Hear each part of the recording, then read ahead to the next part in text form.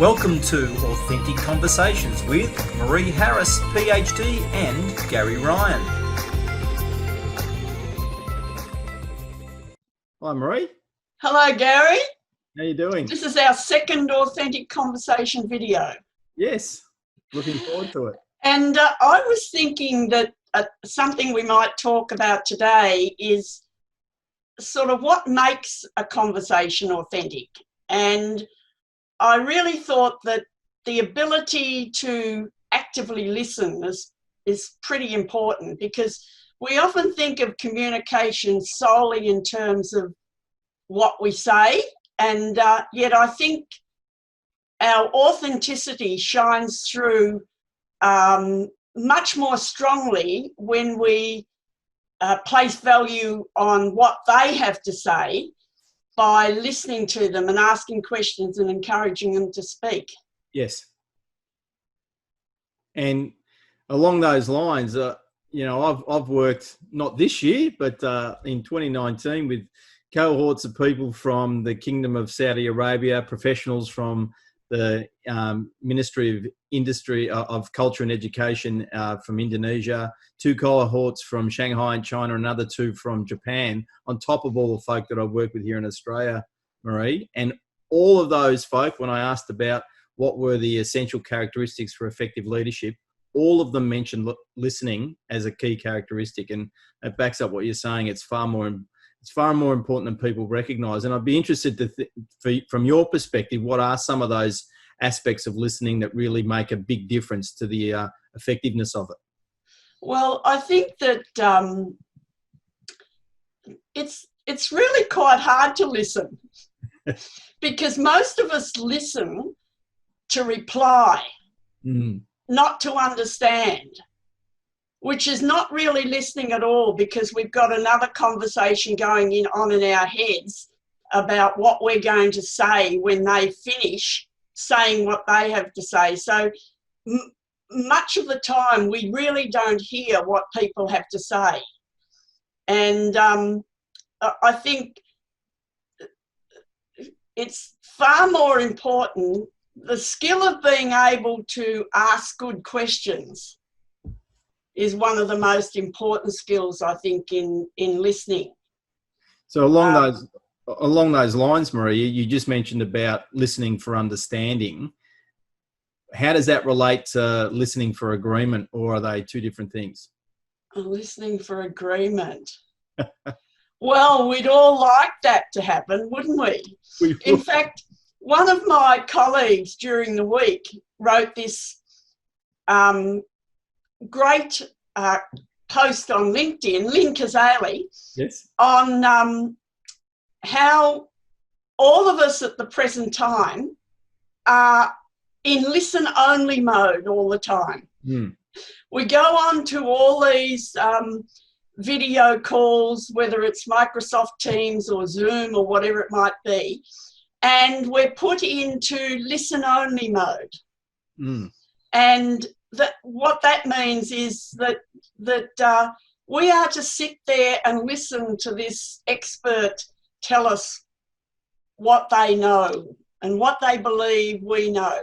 It's almost as if they can't handle the voices, they can't handle that interaction. And I think that even happens in organisations, that there's so much being talked at. Yes. And not talking with people, which I think that dialogue, and I think at the moment, that is really crucial, because it doesn't matter what sort of a stellar career a leader might have had in the past. A lot of what they did or thought worked in the past is highly likely not to work as they lead out of this very unpredictable situation we've been thrown into. So really important at the moment to be listening to employees about how this has impacted them, what sort of a workplace do they want in the future, and hearing their whole experience from that really practical side of their work through to their mental health and how they want to protect that in the future. Yes, Marie, you said some really critical points there about, talking at people in those scenarios in that LinkedIn post that Lynn had written. A lot of people say, I'm going to go talk to someone. Yes. But then you also said talking with, and while there are only single words differences in those statements, there's a massive difference in your attitude to a conversation when you're speaking with someone, because that sort of says we're equal, versus if I'm speaking at you or speaking to you, I'm probably higher in the pecking order than you, and there's really only one person that's expected to listen, and it's probably not me. But that's really not what we need right now. As you've said, we need people to be listening with their employees, having conversations with them, finding out how they're going, understanding their perspective, their unique perspective in this very shared experience. But while it's a shared experience, it's still very unique for the circumstances that people have got at home while they're working under, in some cases, extremely difficult circumstances. That's right. And if there's not that listening and talking with, how do you actually understand what's going on for them? How can you empathize that?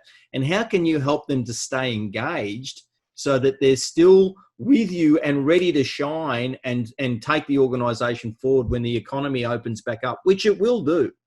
Yes. But this is where we're all in it together. It has to follow through. It's not just about wearing masks and social distancing. We're all in this together and finding a way through this. And we're not going to go back to what was. There's no going back to normal anymore. So it'll be leaders and their people that are going to create this new future. And it's a lot of listening and a to and froing together that's going to get them there, I think.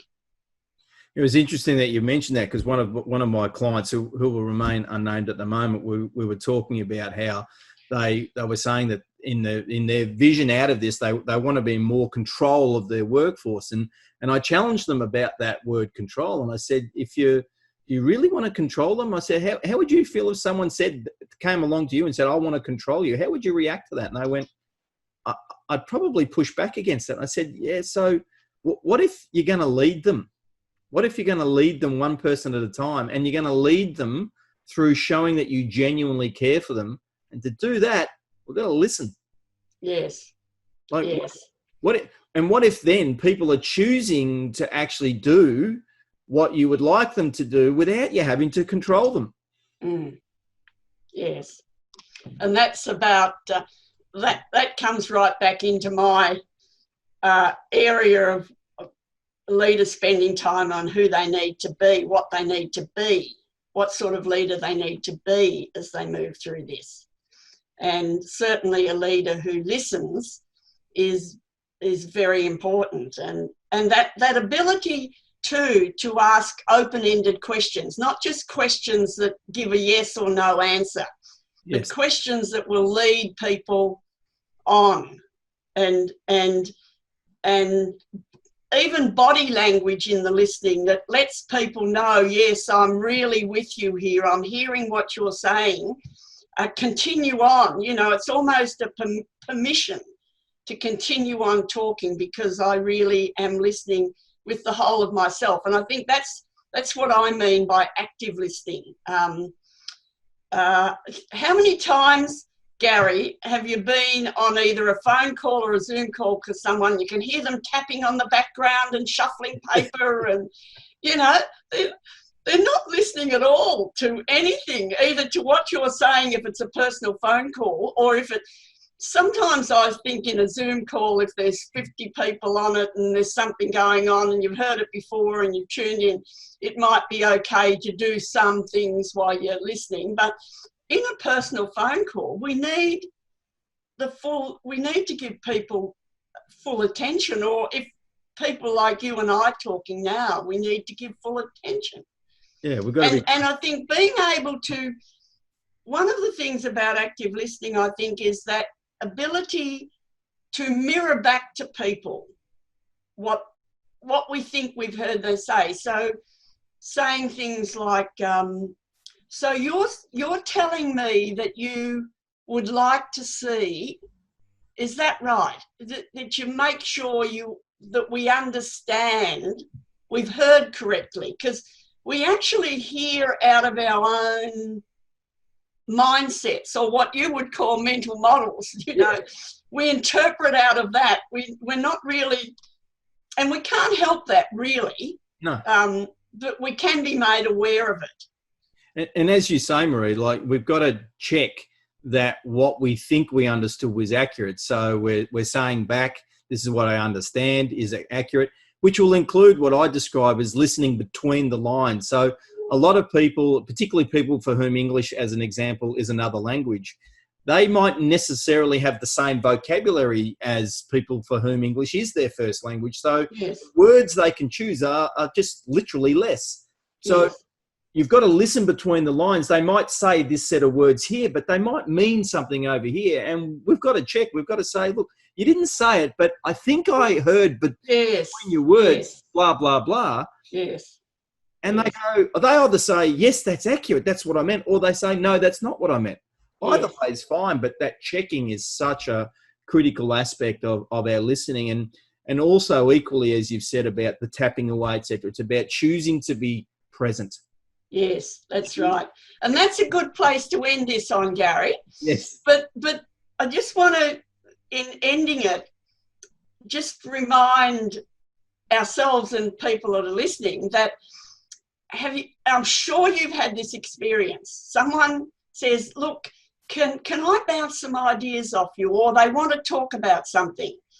And they go on for half an hour, and all you do is say, yeah, so what did you do next? And so you wouldn't have asked more than a 3-word question. And after half an hour, they say, oh, thank you so much. You've been such a big help. Yes. And you haven't done anything except listen. Yes. And I think that's a really good reminder for people to, as we end this conversation today. Fabulous reminder. Just listen. Yes. We'll see you soon. We'll see you again. Good, Gary. Bye. Bye. See you, Marie. Thanks for joining Marie and Gary for this authentic conversation, and we look forward to sharing the next one with you.